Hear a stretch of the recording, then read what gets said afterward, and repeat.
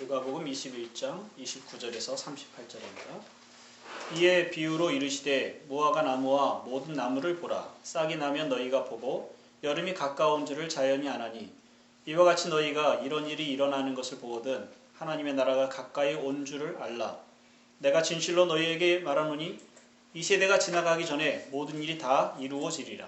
천지는 없어지겠으나 내 말은 없어지지 아니하리라. 너희는 스스로 조심하라. 그렇지 않으면 방탕함과 술취함과 생활의 염려로 마음이 둔하여지고 뜻밖의 그날이 덫과 같이 너희에게 임하리라. 이 날은 온 지구상에 거하는 모든 사람에게 임하리라. 이러므로 너희는 장차 올 이 모든 일을 능히 피하고 인자 앞에 서도록 항상 기도하며 깨어있으라 하시니라. 예수께서 낮에는 성전에서 가르치시고 밤에는 나가 감람원이라 하는 산에서 쉬시니 모든 백성이 그 말씀을 들으려고 이른 아침에 성전에 나아가더라. 아멘. 말씀에는 우리가 이해하기 어려운 부분들이 많이 있습니다. 특히 읽은 본문 중에도 32절에 보면 이 세대가 지나가기 전에 이 모든 일이 이루어지리라 하는 이 말씀은 좀 이해하기 어려운 그런 말씀 중에 하나입니다. 앞부분에 있었던 것처럼 예루살렘 성의 멸망에 관한 말씀이라면 그것은 이미 이루어졌습니다. 그 세대에. 그런데 하늘의 이변이나 그리스도가 오시는 것이라든가 이런 것은 아직 일어나지 않았고 또 어떤 것들은 여전히 진행 중에 있습니다. 그러니까 예수님께서 이 세대 안에 다 이루어지리라 하는 건 그 당시에 살아있는 사람들의 세대 가운데 이루어졌어야 하는데 그 말씀이 응하지 않은 것이죠.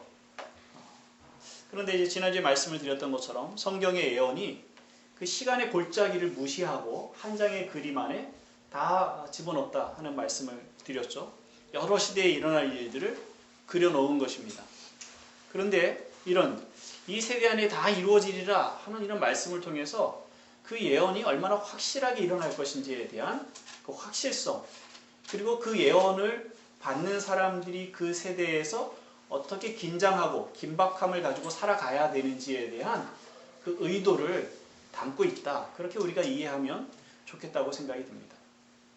예수님께서 그렇게 이 시간을 무시하고 성경이 그렇지만 시간을 무시하고 각 시대에 일어날 일들을 구체적으로 예언하지 않으시고 어떻게 생각하면 이렇게 코에 걸면 코걸이, 귀에 걸면 귀걸이 이런 그래서 모든 시대의 사람들이 그 성경을 읽을 때 이건 우리 시대에 일어날 일이야 그렇게 생각하게 하신 이유가 뭘까 하는 생각을 좀 해보면 좋을 것 같습니다.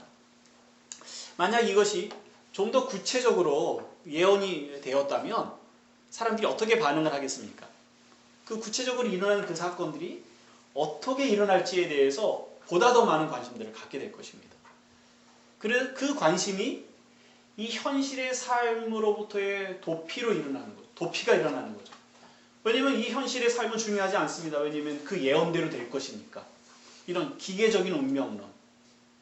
기계적인 운명론이라는 것은 우리가 하나님을 섬길 때 하나님은 큰 면에 있어서 사실은 운명론적인 일들, 이 세상을 움직여 가고 계십니다. 하나님이 정해놓지 않게 일어나는 일들은 없거든요. 그런 면에서 사실은 운명적입니다.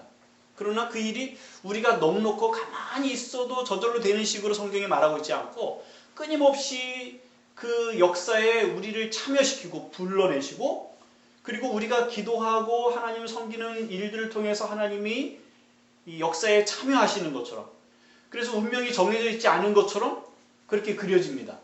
그래서 사실은 운명적이지만 그러나 그것은 변화 가능한 것 같은 느낌을 주는 거죠. 이해가 되십니까? 그런 면에서 기계적이지 않습니다. 딱 정해져서 그대로 우리가 어떠하든지 상관없이 그대로 된다는 식의 그런 기계적 운명론을 성경에 말하고 있지 않습니다. 그런데 이 구체적인 예언을 성경이 다루고 있다면 사람들의 관심은 거기에 쏠리게 될 것이고 그것이 언제 일어날지에 대해서 포커스가 맞춰지면서 나는 뭐 어떻게 살아든 이대로 될 거야 하는 생각을 하게 됩니다. 그래서 현실에 대해서 주어진 현실의 삶을 등한히 여기게 될 것이고 중요하게 여기지 않게 되는 것이죠. 그런데 주님께서 지금 이와 같이 알쏭달쏭하게 이것이 언제 일어날지 잘 알지 못하게. 그래서 모든 시대의 사람들이 이 말씀이 우리 시대를 향한 거 아닌가 하는 생각을 하게 하는 이 말씀을 통해서 우리에게 주시는 경우는 우리가 삶을 살아가는데 이 일이 언제 어떻게 일어날까 하는 것보다 우리가 어떤 태도로 삶을 살아가야 하는지가 더 중요하다는 메시지를 담고 있는 겁니다. 그러니까 우리의 관심은 세상 종말에 어떤 징조가 일어날까 하는 거죠. 그러나 주님의 관심은 그것이 아니라 너희가 어떤 태도로 살아가야 돼 하는 데 있다는 것입니다. 그리고 주님이 말씀하시고자 하는 우리에게 기대하시는 태도가 무엇인지 두 가지만 말씀을 드리려고 합니다. 첫째는 시대를 분별하라 하는 겁니다. 29절 30절을 보면은요. 이에 비유로 이르시되 무화과 나무와 모든 나무를 보라. 싹이 나면 너희가 보고 여름이 가까운 줄을 자연히 아나니. 그렇죠? 나무에 싹이 나면 봄이 되는 거죠. 봄이 됐구나. 근데 봄이 됐구나라고만 생각하지 않고 이제 여름이 오겠구나. 이렇게 생각을 합니다. 이와 같이 어떤 징조들이 일어날 때, 시대의 징조들이 일어날 때 그것을 보고 우리가 무엇인가를 알기를 바라시는 거예요. 그런데 어떤 걸 알기를 원하실까요? 31절을 보세요. 이와 같이 너희가 이런 일이 일어나는 줄을 보거든 하나님의 나라가 가까이 온 줄을 알라. 어떤 징조를 볼 때, 어떤 시대에 일어나는 어떤 상황들을 볼 때 우리가 그것을 통해서 무엇을 알기를 원하느냐? 하나님의 나라가 가까이 온 줄을 알기를 원하십니다. 앞서 말씀드린 것처럼 어느 시대에나 분별력 있는 그리스도인들은 자기 시대의 징조가 이루어진다고 생각을 하고 있었습니다. 그렇다면 그들은 그 징조가 곧 하나님의 나라가 임할 것이라는 생각을 했어야 된다는 거죠. 이거 잘 보세요. 하나님의 나라가 올 것에 대한 징조가 얘기하고 있지 않고 하나님의 나라가 올 것이라고 말하고 있는 것이 아니라 하나님의 나라가 온 줄을 알라라고 얘기합니다. 하나님 나라가 왔습니까? 안 왔습니까? 왔어요? 안 왔어요? 하나님 나라가 왔다는 것을 알라는 얘기입니다. 이런 징조가 일어나니까 하나님 나라가 오겠구나. 그게 아니라니까요. 이런 징조가 있어? 그러면 하나님 나라가 왔구나. 이렇게 인식을 하라고 말씀을 하고 계시는 겁니다. 32절 이 세대가 지나가기 전에 모든 일이 다 이루어지리라. 33절에 천지는 없어지겠으나 내 말은 없어지지 아니하리라. 이 두 구절을 통해서 이 말씀이 얼마나 확실한지에 대해서 확인을 하고 계시는 거예요. 하나님의 나라가 왔다라는 것에 대해서 주님이 계속적으로 강조하고 계시는 겁니다. 주님의 의도하시는 바입니다. 주님 우리가 이 세대를 분별하기를 바라시는데 그것은 하나님의 나라가 가까이 왔다는 사실을 우리가 알고 살아가기를 원하시는 겁니다. 시대 분별은 언제 종말이 올 것인가? 그것을 찾는 데에 있지 않습니다. 하나님의 나라는 가까이 왔습니다. 가까이 왔다라는 말은 아직 그것이 완성되지 않았습니다. 그 하나님 나라의 영광이 크게 나라하고 있지 않습니다. 그러나 그 나라는 여기에 와 있습니다. 가까이 우리가 보고 만지고 경험할 수 있는 그런 수준에 도달했다는 것입니다.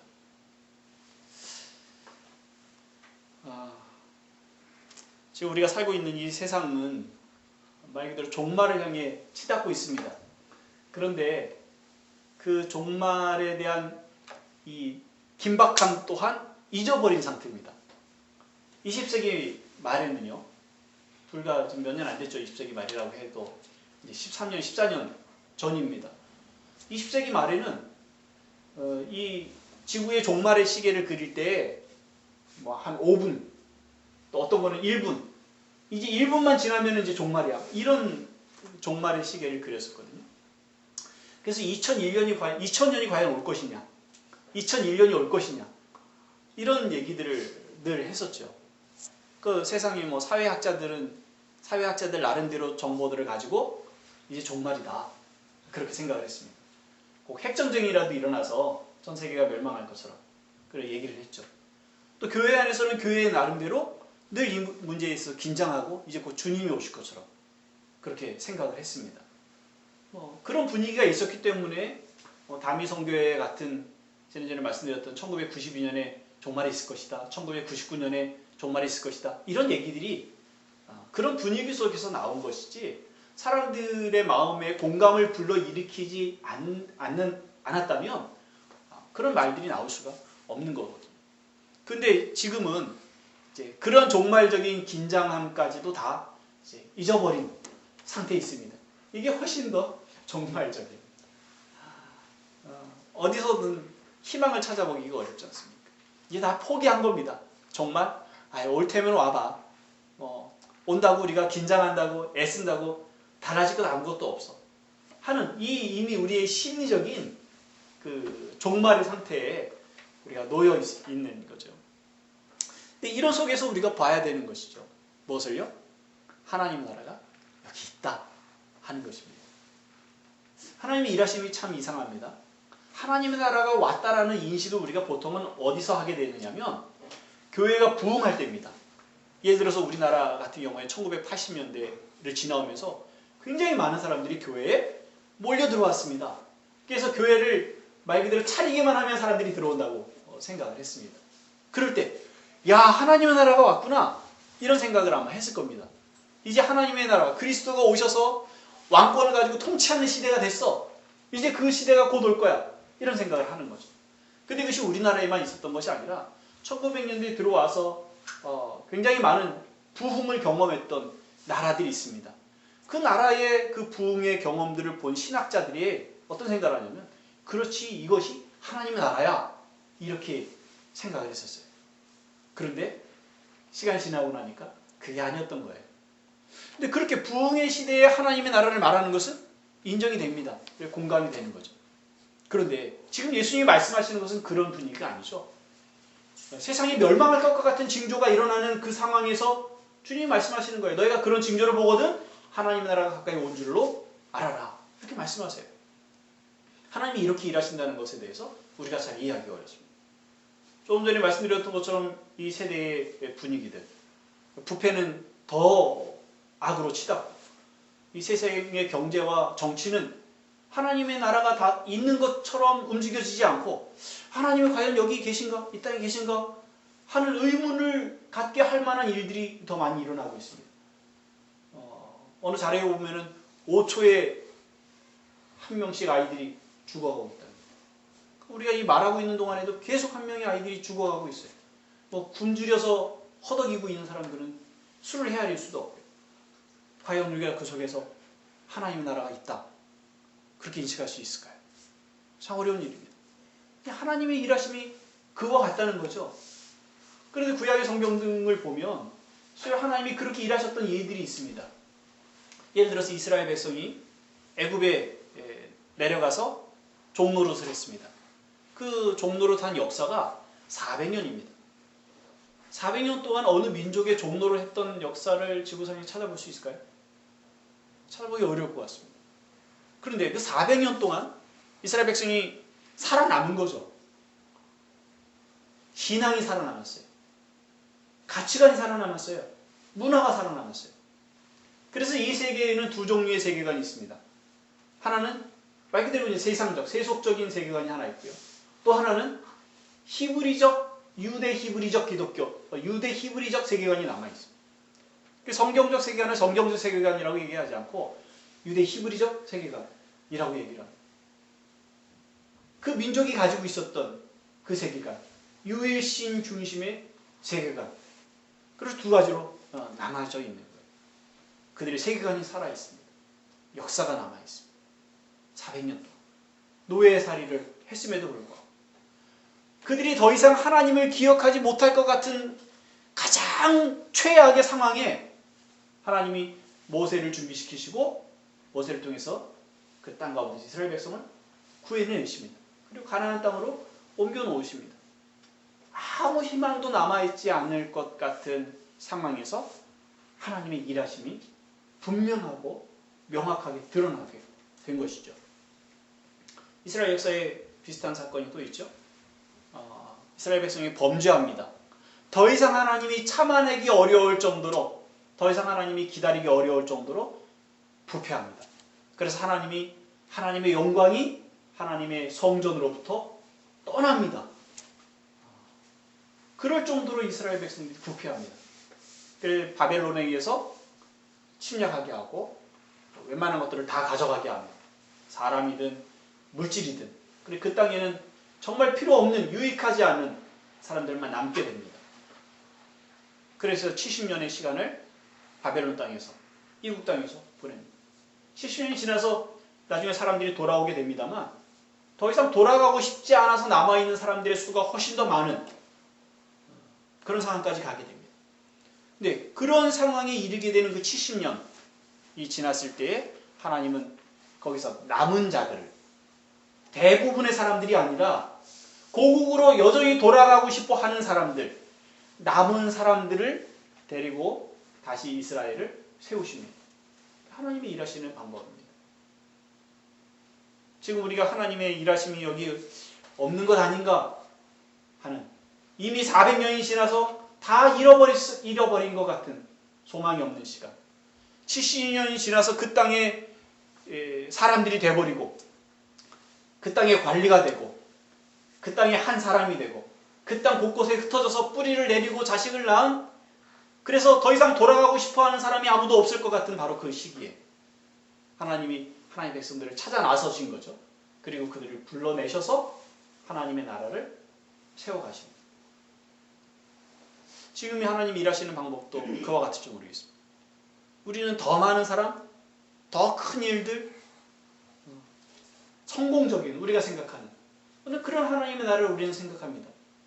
그런데 하나님의 일하심은 그런 방법으로 진행되지 않습니다. 우리가 더 이상 소망이 없다고 생각하는 바로 그때에 하나님의 일하심이 나타납니다.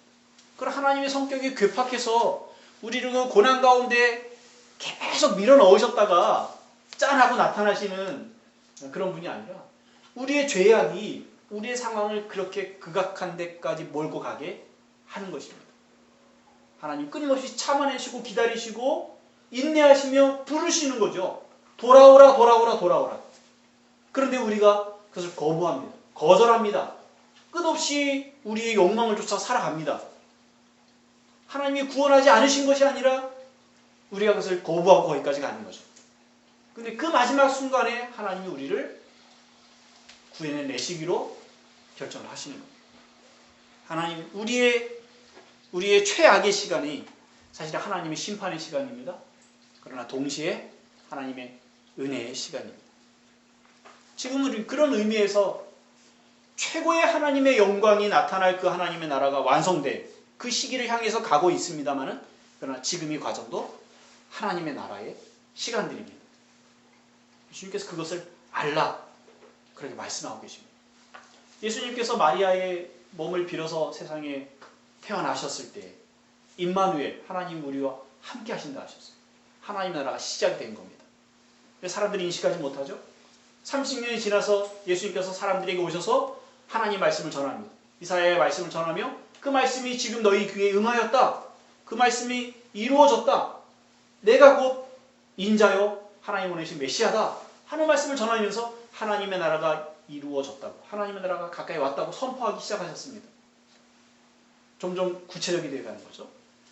그리고 예수님이 승천하신 후에 오순절 때에 기도하는 제자들 위해 하나님이 성령을 부어주십니다. 하나님의 성령은 하나님의 통치의 영이십니다. 하나님은 각 사람 속에 들어가셔서 그 각 사람을 하나님의 백성 삼으시고 하나님의 통치가 그 사람 속에 일어나게 하십니다. 그리고 그 사람들이 모여서 무리를 이루고 교회를 이루었습니다. 그것은 하나님의 성령이 하신 일인데, 그리고 그 교회를 움직이는 영은 성령이세요. 하나님의 통치의 영이 교회를 움직여 가시는 거예요. 거기가 하나님의 나라가 존재하는 것이죠. 그러면 우리는 하나님의 나라를 보고 경험하고 살아가고 있습니다. 이 시대 가운데 우리가 하나님의 나라를 경험하고 있는 것입니다. 그럼 우리는 그 하나님의 나라를 살아가는 사람들로 어떻게 살아가야 할 것인가 하는 것이 주님이 말씀을 통해 보여주시는 두 번째 태도입니다. 어떻게 살지를 결정하라는 것입니다. 여기는 두 가지 태도가 나타나 있는데요. 34절을 보시면 너희는 스스로 조심하라. 그렇지 않으면 방탕함과 술 취함과 생활의 염려로 마음이 둔하여지고 뜻밖의 그날이 덫과 같이 너희에게 임하리라. 종말을 준비하지 않고 있다가 하나님의 나라가 여기 있다는 생각을 전혀 하지 못하고 살아가다가 어느 날 느닷없이 자기의 죽음 혹은 세상의 심판을 맞게 되는 사람들, 그들은 방탕함과 술 취함, 생활의 염려로 인생을 허비하는 사람들입니다. 또 다른 태도는요, 36절인데요. 이러므로 너희는 장차 올 이 모든 일을 능히 피하고 인자 앞에 서도록 항상 기도하며 깨어 있으라 하십니다. 인자 앞에 설 수 있도록 항상 기도하며 깨어 있는 사람들. 이 두 가지 태도는요, 좀 극단적입니다. 성경은 중간에 과정에 대해서 다 설명하고 있지 않습니다. 우리가 성숙해 나가는 과정에 겪는 어려움들에 대해서 일일이 다 설명하지 않는 경우들이 많습니다. 우리가 이르러야 할 그 높은 수준의 것을 제시하는 경우들이 많습니다. 혹은 그렇지 않은 이 반대극분에 있는. 그래서 지금 여기서도 두 가지 태도를 보여주고 있는데요. 하나는 술 취하고 방탕하고 생활의 염려로 마음이 둔하여져서 하나님의 때가 가까이 왔다는 것을 인지하지 못하고 살아가는 삶. 또 하나는 기도하고 깨어 인자 앞에 설 수 있도록 늘 준비되어 있는 삶. 이 두 가지입니다. 여러분은 어디에 속해 있습니까? 술 취하고 방탕하지도 않고, 그러나 생활에 염려는 좀 있는데 기도하고 깨어 있으려고 애를 쓰지만 그렇다고 내가 늘 기도하며 깨어 있다라고 얘기하기에는 좀 자신감이 없는 이 둘 사이에 어중간한 데 끼어 있죠. 이 보통 그리스도인들의 삶입니다. 이 두 가지 중에 한 가지를 선택하기는 좀 어렵습니다. 믿지 않는 사람들은 방탕하며 술로 시간을 허비하기도 합니다. 그렇지만 어떤 믿지 않는 사람은 그렇지 않습니다. 어떤 믿지 않는 사람은 방탕하지 않습니다. 술 취하지 않습니다. 생활의 염려에 마음이 무뎌 있지 않습니다. 그들은 자기를 개발하고 목표를 정하고 비전을 세워놓고 끊임없이 거기에 도전해서 비전을 이루어냅니다. 그리고 많은 사람들에게 이렇게 살아노라고 강조하며 살아갑니다. 그들이 자기만을 위한 삶을 살지 않고 다른 사람을 위한 삶을 삽니다. 봉사의 삶을 삽니다. 많은 것을 베풉니다. 가치 있게 살아갑니다. 스스로도 가치 있게 생각하고 다른 사람이 그 사람의 인생을 볼 때도 가치 있는 인생이다. 그렇게 생각합니다. 그 사람은 여기에 속해 있지 않습니다. 그럼 믿는 사람들도 마찬가지입니다. 그들은 기도하며 깨어 있다고 하지만 실제로는 인생을 허비하고 그 인격이 그리스도를 닮지 않고 그리스도의 향기를 바라지 않는 그런 사람들이 있습니다. 신앙에 있어서는 열심입니다. 그렇지만 사랑이 없어요. 그래서 그를 아는 사람들이 그 안에 예수 그리스도가 있는지조차 알지 못하는 그런 사람들이 있습니다. 그 사람은 기도하며 깨어 있는 사람이라고 말할 수 있습니까? 과연 기도하여 깨어 있기 때문에 인자 앞에 설 수 있겠습니까? 그렇지 않죠. 그 사람이 삶이 기도하고 깨어 있지만 인격적으로 그리스도와 전혀 상관없는 사람이라면 과연 그리스도인인가 하는 의문을 만들어내는 사람입니다. 우리가 어디에 속해 있다라고 말하기보다 무엇이 이런 태도를 만들어내는지가 훨씬 더 중요합니다. 방탕하며 술 취하며 허비하는 인생, 그것은 믿지 아니하는 사람들에 대한 예수 그리스도를 알지 못하는 사람들에 대한 극단적인 예입니다. 기도하며 깨어 있다라고 하는 말은 예수 그리스도를 믿는 사람들에 대한 아주 좋은 한 예를 말씀을 하고 계시는 겁니다. 그러면 어떤 동기가 무엇이 이 두 가지 태도로 살아가게 하는 것인가 하는 것이 주님이 말씀하는 것입니다. 그건 그 앞에 있는 인자 앞에 서도록 하는 말입니다. 인자 앞에 서도록. 인자는 예수 그리스도를 만나는 겁니다. 예수 그리스도를 만날 준비를 하느냐 그렇지 않느냐 하는 것이 그의 인생을 결정하는 것입니다. 데살로니가서 4장 16절에 보면 주께서 호령과 천사장의 소리와 하나님의 나팔 소리로 친히 하늘로부터 강림하시리니 그리스도 안에서 죽은 자들이 먼저 일어나고 그 후에 우리 살아남은 자들도 그들과 함께 구름 속으로 끌어올려 공중에서 주를 영접하게 하시리니 그리하여 우리가 항상 주와 함께 있으리라. 예수 그리스도는 십자가 지시고 죽으신 후에 부활하셔서 하늘로 올려져 가셨습니다. 그리고 예수님은 다시 오실 것입니다. 어떻게 아시죠? 여러분 어떻게 믿으세요? 논리적이지 않습니다.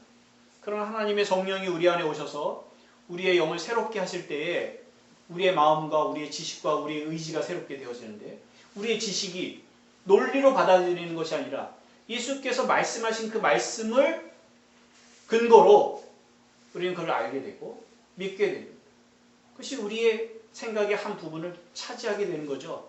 이게 성령의 사람의 특징입니다. 우리는 그 성령의 도우심으로 그리스도가 다시 오실 것에 대한 믿음을 가지고 살아가고 있습니다. 예수 그리스도가 다시 오실 것을 기다리고 준비하는 것이 아니라면, 그러니까 그리스도 앞에 설 것 때문에 자기 인생이 준비된 것이 아니라면 그 사람의 삶이 성공적이든 세상에서 안정적이든 행복하든 사람들에게 가치 있는 인생이라고 존경을 받든 무사람들에게 많은 것을 베푸는 정말 보람 있는 인생이 되었든 사실은 아무 상관이 없는 것입니다. 허망한 것이죠. 그는 정말 최고의 삶을 살았습니다. 그러나 그는 종말 때에, 자기 인생의 끝에, 그리고 세상의 끝에 그리스도를 만날 때에 그리스도가 그를 모른다 하실 것입니다. 그럼 그가 준비한 건 뭡니까? 아무것도 아니죠. 마치 홍수가 날 일이 없는데 댐을 건설해 놓은 것과 같습니다. 댐을 건설해 놓은 사람은 그 건설한 댐을 보고 너무나 자랑스러워합니다. 너무 위대한 걸작입니다. 얼마나 훌륭하냐고 얘기를 합니다. 그런데 홍수가 날 일이 전혀 없는 댐입니다. 무슨 소용이 있겠습니까? 그런 댐이 하나 있습니다, 우리나라에. 아니 뭐 4대강 얘기를 하려는 건 아니고요. 그건 또 다른 종류니까. 예전에 북한에서 이 홍수로 남한을 쓸어버리는 작전을 편다 그래가지고 평화의 댐을 건설을 해야 된다. 전 국민 모금 운동을 했죠. 화천인가에 평화의 댐이 건설되어 있죠. 지금도 물이 조금 있다고 합니다.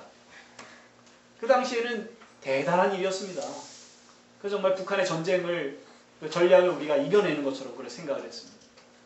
그런데 애초부터 잘못된 계획이었다고 나중에 공개가 됐습니다. 쓸데없는 짓을 한 겁니다. 돈을 모아서. 근데 대단한 일은 이렇게 큰 어마어마한 댐을 우리가 만들었어. 온 국민이 참여해서 자랑을 하는 거죠.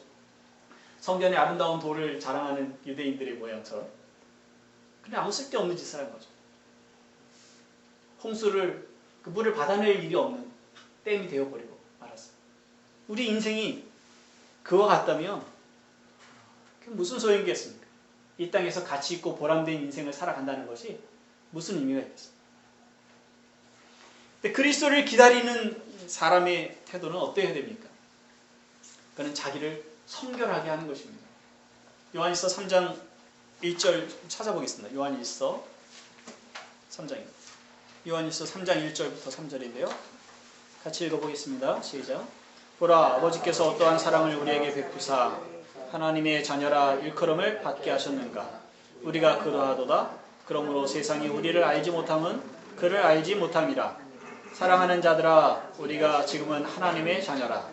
장래에 어떻게 될지는 아직 나타나지 아니하였으나 그가 나타나시면 우리가 그와 같을 줄을 아는 것은 그의 참 모습 그대로 볼 것이기 때문이니 주를 향하여 이 소망을 가진 자마다 그의 깨끗하심과 같이 자기를 깨끗하게 하느니라. 자, 우리는 하나님의 자녀라 그렇게 말합니다. 그런데 장래에 어떻게 될지는 아직 나타나지 않았습니다. 우리는 하나님의 자녀인데 장래에 우리가 주님을 다시 만날 때 우리가 어떻게 될지는 아직 보여지지 않았죠. 그렇지만 우리가 그와 같을 줄을 안다 이렇게 말합니다.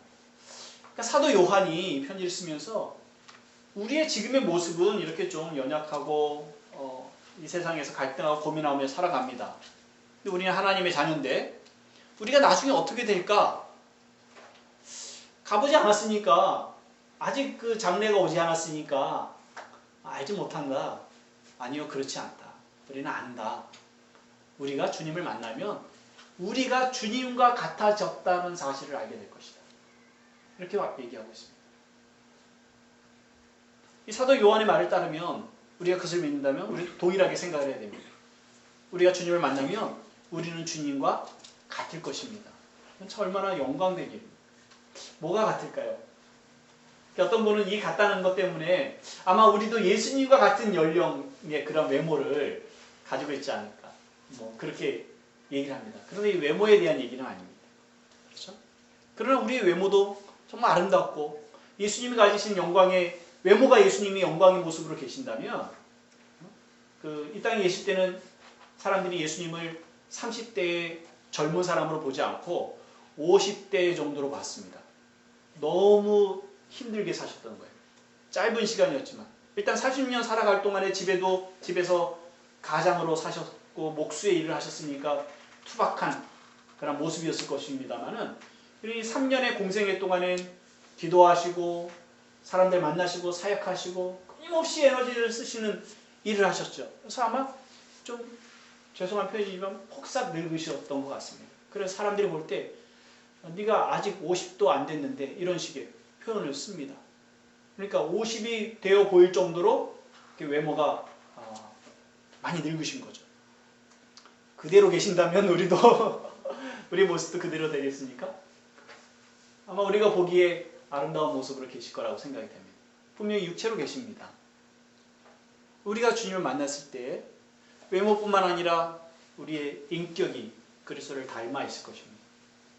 우리는 아주 작은 일에 울분을 표현하는 분노를 하고 용서하지 못하고 그런 모습들을 가지고 있습니다.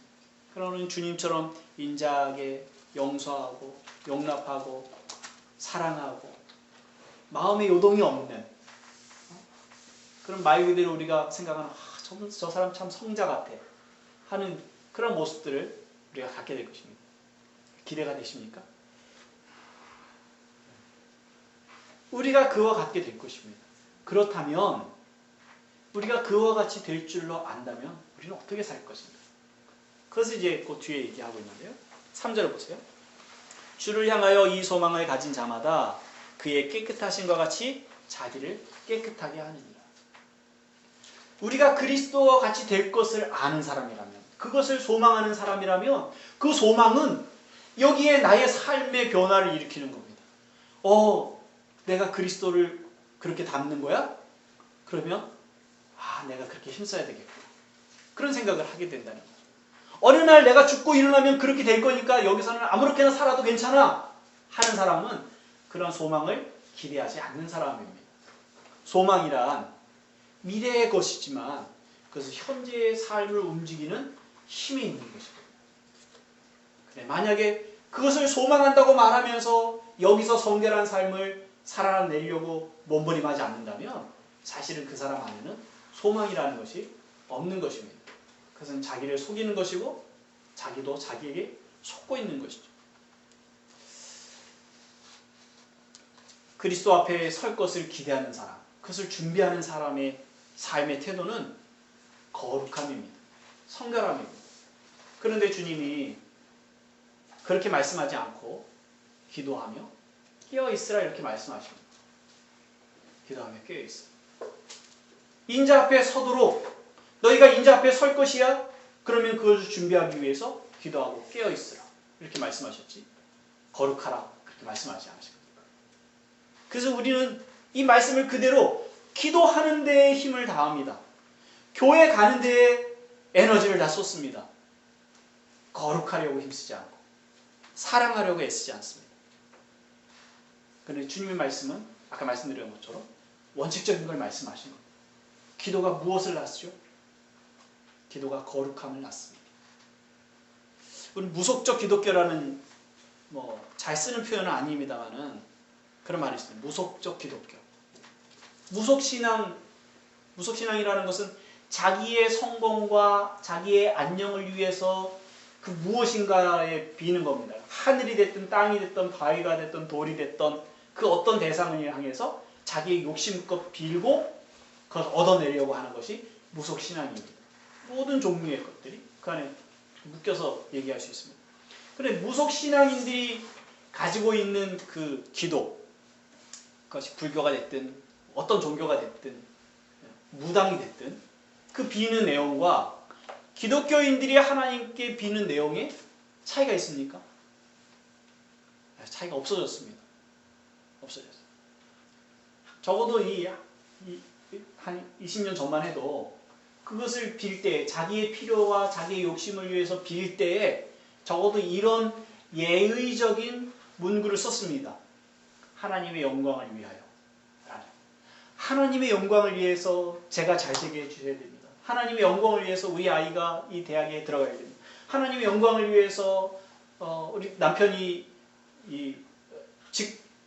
진급을 해야 됩니다. 하나님의 영광을 위해서 뭐 어떻게 해야 됩니다. 모든 걸 다 하나님의 영광을 위하여라는 그 꼬리표 뒤에 따라 붙이는 거예요. 그게 사실은 자기의 필요를 채우려고 구하는 게 뻔한 그런 속셈임에도 불구하고 하나님의 영광을 찾았었단 말입니다. 근데 지금은요, 그 꼬리표가 없어졌습니다. 그냥 이제 구하는 거예요. 자기의 필요와 자기의 영광을 위해서 기도합니다. 그래도 무속신앙과 기독교는 다릅니다. 왜냐면 그 대상이 다르기 때문에 분명히 다릅니다. 그러나 거의 우리가 무속신앙적 신앙을 가지고 있다는 면에서는 참으로 슬픈 일입니다. 기도는 그렇지 않습니다. 하나님이 무속신앙과 다른 면은 하나님의 인격의 하나님이라는 것입니다. 인격체라는 분입니다. 인격이라는 것은 그분과 우리가 소통한다는 것이에요. 소통한다는 것은 그분 앞에 우리가 어떤 태도로 나갈지에 대해서 요구받고 있다는 것입니다. 하나님은 거룩하시고 하나님 우리에게 거룩함을 요구하십니다. 기도하러 나갈 때마다 사실은 그것을 요구하는 거예요. 우리가 예배 때 죄의 고백을 합니다. 그 고백을 통해서 우리가 늘 생각하는 것은 하나님 앞에 설 때에 죄 없이 서야 된다는 사실이에요. 근데 우리가 불가능하니까 예수 그리스도를 의지하여 선다는 걸 끊임없이 기억하는 거거든요. 그래서 그리스도 안에서만 하나님께 나가는 겁니다. 그리스도의 의를 힘입어서 우리의 의로움을 드러냅니다. 우리의 의로움을 드러낸다는 건 그리스도의 의를 우리의 의 삼아 나가는 거거든요. 그러니까 하나님은 그리스도의 의를 우리의 의로 여기셔서 우리를 받아주시는 거예요. 하나님은 끊임없이 그것을 요구하십니다. 예수님이 가르쳐주신 기도가 주기도문이에요. 주기도문은 앞에 세 가지는 하나님에 해당되는 것이고 뒤에 세 가지는 우리의 필요를 구하는 겁니다. 하나님의 이름이 거룩히 여김을 받으시기를, 하나님의 나라가 임하시기를, 하나님의 뜻이 이루어지기를 원합니다. 그 다음에 우리의 세 가지는 일용할 양식을 주옵소서, 우리의 죄를 용서해 주십시오, 우리를 시험에 들게 하지 마십시오입니다. 그런데 이 앞에 세 가지와 전혀 상관없이 우리의 필요를 위해 구하는 것이 가능한가? 그렇지 않습니다. 이 주기도문이 이것이 긴밀하게 연결되어 있어요. 일용할 양식을 구하는 것, 우리의 죄를 용서해달라는 것, 우리 시험에 들지 않게 해달라는 것은 그 앞에 세 가지, 하나님의 이름이 거룩히 여김을 받는 방법입니다. 하나님의 나라가 여기 임하는 것입니다. 하나님의 뜻이 이와 같이 이루어지기를 원합니다. 라는 의미입니다. 그래서 우리의 필요를 위해 기도하는 중에도 사실은 하나님의 이름과 나라와 그 뜻을 구하는 것이에요. 그러면 이제 예를 들어서 우리가 용서에 대해서 해봅시다. 우리가 우리에게 죄 지은 자를 용서해 준 것처럼 우리의 죄를 용서해 주십시오 라고 기도합니다. 하나님 우리의 죄를 용서해 주세요 라고만 말하지 않고 우리가 누군가를 용서한 것처럼 우리도 용서해 주세요 이렇게 기도합니다. 그것은 우리가 우리의 죄를 용서를 구하러 나가는 순간에도 하나님 앞에 용서하는 사람으로, 하나님의 뜻을 좇아 살아가는 사람으로 그 앞에 서기를 원하신다는 거죠. 다시 말한다면 우리는 거룩함 없이 하나님 앞에 설 수 없습니다. 우리는 거룩함을 요구받으며 하나님 앞에 나아가고, 그리고 하나님 앞에 나가 기도하며 하나님과 교제하는 중에 하나님의 거룩함이 우리에게 더 씌워져서 거룩한 사람으로 그 기도의 자리를 벗어나오는 것이에요. 주님께서 기도하며 깨어있으라고 말씀하신 이유가 거기 있는 것입니다. 기도에 몰두하고 기도의 시간에 내가 다 알아서 해줄게 하는 것이 아니라 기도하러 나오는 너가 어떤 사람이 되어야 하는지에 대해서 우리에게 요구하고 계시는 것입니다. 우리는 그리스도를 기다리는 사람들입니다. 이미 하나님의 나라는 여기 와 있습니다. 근데 하나님의 나라는 아직 완성의 그 극치에 이르지 않았습니다. 근데 주님이 오실 때 그 나라가 완성되어질 것입니다. 하나님의 통치가 미치지 않는 것이 없을 것입니다. 죄악된 것이, 악에 해당되어지는 것은 그 어떤 것도 하나님 나라에 존재하지 않을 것입니다. 그 나라에서 오직 기쁨과 평안과 행복이 있게 될 것입니다. 근데 그 나라가 올 것인데 그리스도와 함께, 그리고 그 그리스도가 오시기를 기대하고 사모하는 사람들, 우리는 기도하며 깨어있는 것입니다. 그 기도하며 깨어있는 중에 주님 우리에게 거룩함을 요구하시고 성결함을 요구하시고, 우리의 삶을 그렇게 돌아봐야 됩니다. 어떻게 해야 거룩함에 이를 수 있겠습니까? 어떻게 해야 성결함에 이를 수 있겠습니까? 기도하는 것부터 시작이 됩니다. 기도하는 것. 우리가 기도하는 자리에 나아가려 해야 자기를 돌아보게 됩니다. 아, 내게 내 안에 거룩함이 없지 하는 생각을 합니다.